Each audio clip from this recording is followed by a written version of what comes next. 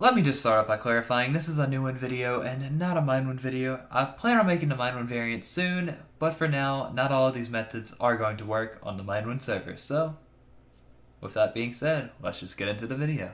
How to effectively wild loot on the Newwind server. Hey, what's poppin' OMGs, this is Custom Rex here, and welcome back to another wonderful video on this channel. So today, I'm actually going to be showing you guys some of my personal tips on how to effectively wild loot. So I'm going to go through the dimensions in the same order that you would go through them in a vanilla playthrough. So if I happen to miss any tips that you guys would like to share with your fellow comrades, do that in the comments down below, and I'll heart the best ones that I see. Now it's time for some general wild looting tips. A couple of items that I recommend taking with you on your journey, no matter which style of wild looting you actually go for, would be Elytra, a Totem of Undying, a couple shulker boxes, and an enchanted golden apple. The armor that you're going to need between the wild looting styles varies, however, when in doubt, just wear Prot 5. You're going to want to have Elytra whether you bring rockets or not, just because of the movement abilities that it gives you, such as Elytra running, which is just faster than regular running. Totem of Undying. It has saved my life so many times to keep a Totem of Undying in my hand. Honestly, bring one with you. Having a couple shulker boxes just allows you to stay out in the wild longer, which, believe me, with all the items that you're going to be getting, you're going to want these shulker boxes. The overall mindset of the effective wild looter that you need to adopt is that of a pillager. Basically, you are out to get whatever value that you can possibly get. Gunpowder from killing creepers, that can be used to make rockets, which you can then sell to players. Shulker shells, take them all. Whatever items you get from chests, take all of them, because I can guarantee you somebody will buy them at some point. Also, you're going to need to keep these items organized when you get back to your base in some way. Fun fact, I never do that last bit, but I can guarantee you it's a pretty good idea. One non-essential item that I would recommend taking with you would be the Madiri. Basically, you can get extra gunpowder, you can get extra tridents, for instance. You can get a lot with this axe. It's just nice to have. Looting in the overworld. Let me start off by saying that while you technically can wild loot underground overworld, that is highly not recommended. It just takes far too long to actually explore every cavern for it to be effective, and as well, mineshaft chests aren't even that good. Above ground mineshafts, such as in mesa biomes, are slightly better to loot, however, their loot is still not as good as that in villages. So I'd only get the chests that you can easily get and move on to look for better structures. The best types of structures to loot would have to be mansions, however, you don't find them too often. So I tend to go for villages, which are very common and have decent amounts of loot. Generally, after you find your first village, if you follow the direction north or south, you can keep finding them. While village looting, it is best to stop at any ruined portal, temple, underwater ship, or any structure with loot for that matter. Maximizing your loot output per time put in is the best way to wild loot. As for treasure maps, don't actually follow them. They don't have any Newwind specific loot, so it's kind of useless. You can get ingots, I guess, if you're into that, but for the rest of you, I would strongly recommend not. Also, be careful around drown. It's a lot easier to be overwhelmed than you may want to admit, so just make sure you have your fighting gear on. As for the items that you will need for overworld looting, you're going to need to have at least medium armor. I usually just wear cheapo Walmart brand god armor. You are going to definitely need Elytra. I personally recommend the Void Spirit wings because they give you an extra little boost when you first take off, which is pretty handy. Unlike me, it's really nice to have Flight Duration 3 rockets in the overworld. I just didn't have any on me at the time, so I'm using Flight Duration 1. It doesn't necessarily hurt you, but it's always a nice touch. Some items that you might not necessarily need, but would be kind of useful, would be Depth Strider 3 Prot 5 boots. I couldn't see them hurting in any way. They would just help you get around in the water just a little bit easier, making it a little bit faster for you to loot structures, which would help your overall loot output.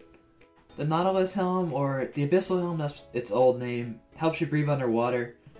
I don't think I need to explain why that's pretty useful, and it also gives a lot of protection against anything that might hurt you. You aren't in too much danger in the overworld, but it's still nice. And finally, we have the Clairvoyance, or the Manny's Blessing, that's its old name. It helps you breathe underwater. It's basically as good as the Nautilus Helm. It doesn't give you infinite water breathing, but it gives you really long water breathing, so it's a trade-off. And it also helps you see underwater. And it gives extra XP, which is also a really nice thing. Except for, you gotta look out because this one will break really quick. And now we move on to the Nether. So as for some of the general looting tips in the Nether, don't go into too much detail on bastions. They are made to be confusing, so you're trying to get as much loot as possible in the shortest amount of time possible. So you can honestly get more by skipping bastion to bastion, getting the obvious chests instead of digging around for the unobvious ones. The north trick also works in the Nether, so always go north and you're going to keep finding structures.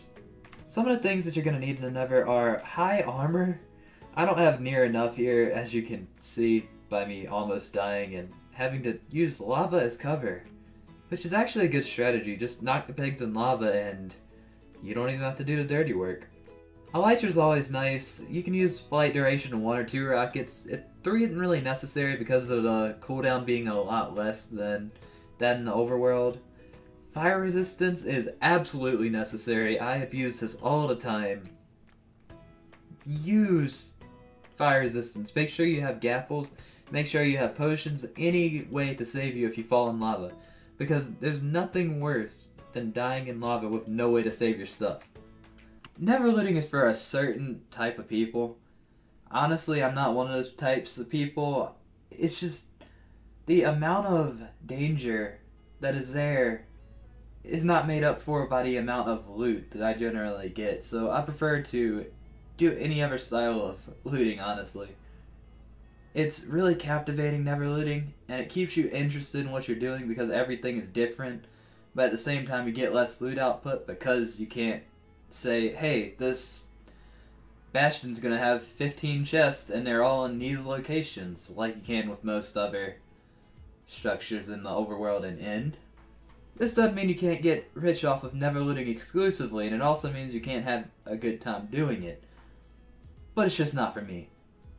Some of the items that might help you would be the Pyrosis, which have soul speed on them. It's not going to help you in a lot of situations, but it will occasionally save you a little bit of time. Another thing that might help you in your journey in the Nether would be the Magma set. Just one single piece of this armor gives you infinite fire resistance, so that's always nice. Apart from that, it's not too good of armor, so I wouldn't recommend wearing the full set, but having one piece on can't do anything but help. Also, shout out to Eternal Chris for getting the set for me for the purposes of this video. Thanks, homie. And now we move on to the end dimension. End looting is the best way to get the most amount of dragon eggs in the shortest amount of time possible. So, the structures, they're compact, relatively safe, they are full of loot generally, and it's consistent. Each time that you see, say, a ship, you know you're getting a couple chests. Make sure to keep all the shulker shells you possibly can, as you can sell them for generally around a couple dragon eggs per stack of them, which isn't that hard to get once you really get into end looting. First off, background footage right here. My internet won't let me get on any server right now, so we're doing this in single player. The loot in end cities is generally pretty good. Not only can you get special Newwind items, but you can also get some maxed out vanilla items, which are, you guessed it, able to be sold. As for some of the things that you're going to need, you're going to definitely need some pretty high armor, because if you aren't careful, shulkers can do you in. Make sure to have some sort of feather falling on your boots. Most god boots come with its standard, but if you're wearing Prot 5, make sure to add it in. Make sure to have a string of sacrifice on you at all times when you're in wild looting, just in case. I don't know, if you fall asleep on the keyboard or whatever causes you to actually fall into the void, you're going to have some way to save your stuff. It's just a useful thing to have. Make sure you have it. Some god items that would definitely help you would be at least a really sharp weapon. I would recommend the Madiri, or the Avidity is its old name. Just for its looting, it makes shulkers 100% of the time drop a shell when you kill them with a Madiri, so that's really, really nice for getting a little bit more income. If you don't want to use the Madeira and get extra shulker shells, I would recommend using the Lacrace or the Kaiga. It's really sharp, so it's definitely going to kill any shulker in a couple hits. And as well as that, its knockback doesn't really affect a shulker, so you can just chain high damage hits on the shulkers. Easy way to kill them. As for the next one, it doesn't really matter which bow you actually choose, but just bring a good god bow. It can be Anzu, Lethargo, Stung, just whichever one you pick, whichever one fits your playstyle, just make sure you have one. In the hopes that my internet actually holds during this, I'm going to show you guys this next thing, which is the Void Steel set. It helps you out in the end. It was specifically made for ends looting. And you can only find it in the end. So the Void Steel helmet increases your health pool by 10%, gives you slight regeneration, and makes you invisible to Endermen. The Void Steel chestplate makes ranged damage, summon guardians. It also increases your strength and your health pool by 30%. And for the leggings increase your health pool. They bind the enemy in place, meaning whenever you hit a shulker, it won't be able to teleport away. And as for the boots, it increases your health pool by 40%, increases your movement speed by 40%, and gives you immunity to levitation, making it really easy to kill shulkers without them actually making you levitate away. So I hope you guys enjoyed the video. This was pretty fun to record, not gonna lie, and I hope it does pretty well. But let me just, 1 second, let me put on my YouTuber pants really quick.